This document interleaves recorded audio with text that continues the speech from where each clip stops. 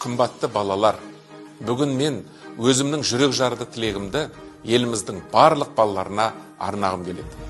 Әр баланың өзінің қауіпсіз сезінуі, мейірім мен махаббатқа бөленіп, дені сау, бақытты әрі өзіне сенімді азамат болып өсуі біз үшін аса маңызды міндет.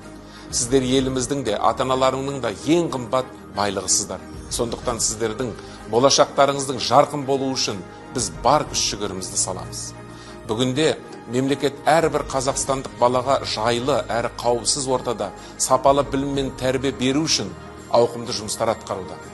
Жаңа мектептер, балабақшалар мен шығармашылық орталықтар күн санап көбейіп келеді. Мұның бәрі сіздердің жан-жақты дамып, қабілет қарымдарыңды шыңдап, армандарыңа бір қадам жақындай түсулеріңе жол ашады. Елімізде баланың құқығын қорғау әрқашан басты назарда. Осы мақсатта аса маңызды заңдар қабылданып, балаларды қорғаудың тиімді жүйесі құрылды.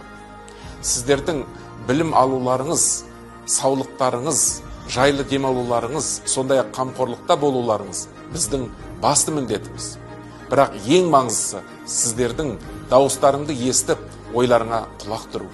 Біз сіздердің арман мақсаттарыңды естіп қана қоймай, оларды жүзеге асыру үшін әрдайым жандарыңнан табылып қолдау білдіреміз. Армандаудан, батыл қадам жасаудан тартынбаңыздар. Өйткені ертеңгі ұстаздар, дәрігерлер, инженерлер, сәулетшілер, жазушылар, тіпті барлық көшбасшылар да дәл осындай арманшыл балалардан өсіп шығады.